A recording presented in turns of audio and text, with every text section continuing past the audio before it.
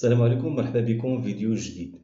هذا الأسبوع اللي فات المملكة المتحدة أعلنت مبادرة تجارية استثنائية منحت فيها المغرب إعفاءات جمركية شاملة على منتجات استراتيجية في الفلاحة والصناعة الغذائية، النسيج والسيارات، وحتى سلاسل تصنيع ذات القيمة المضافة العالية. هذا القرار ما جاش من فراغ وماشي مجاملة سياسية. هذا القرار هو اعتراف صريح بأن المغرب كيتوفر على مؤهلات تنافسية حقيقية.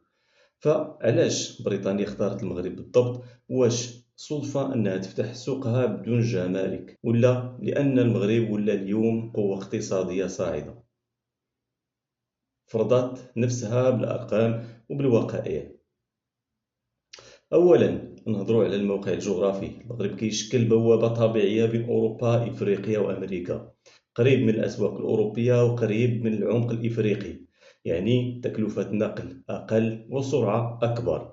ثانيا البنيه التحتيه. ميناء طنجة المتوسط واحد من اكبر الموانئ في العالم، كيخدم مع شركات عالميه وكيضمن سلاسه التصدير والاستيراد بمعايير دوليه صارمه.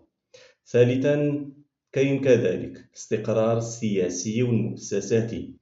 بينما دول كثيرة في الإقليم تعيش توترات وصراعات وانقلابات، المغرب حافظ على الاستقرار ديالو وعلى رؤية اقتصادية واضحة بعيدة المدى، وهذا أهم عامل كيبحث عليه المستثمر.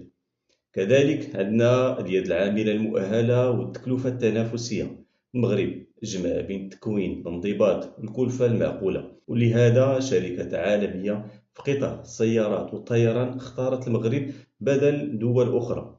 كاين عندنا اتفاقية تبادل الحر للمغرب مرتبط باتفاقيات مع الاتحاد الأوروبي وأمريكا ومجموعة من الدول الأخرى، يعني أن أي مستثمر في المغرب كيوصل مباشرة لعشرات الأسواق من منصة واحدة اللي هي المغرب. التحول الصناعي الحقيقي، المغرب ما بقاش كيصدر مواد خام فقط، ولكن كيصدر سيارات، أجزاء طائرات، منتجات صناعية معقدة بقيمة مضافة عالية. لهذا بريطانيا قالتها بوضوح المغرب شريك استراتيجي، وكيطمحوا أن العلاقات تزيد تطور المجالات أخرى. خلاصة، المغرب ما وصلش لهنا بالحظ، وصل بالتخطيط، بالاستثمار في الإنسان وبسياسة اقتصادية ذكية كان موراها جلالة الملك محمد السادس. واليوم اللي مازال كيشكك في مكانة المغرب خاصو يشوف مع من كيتعاقد العالم. المغرب ولا رقم صعب في المعادلة الاقتصادية الدولية.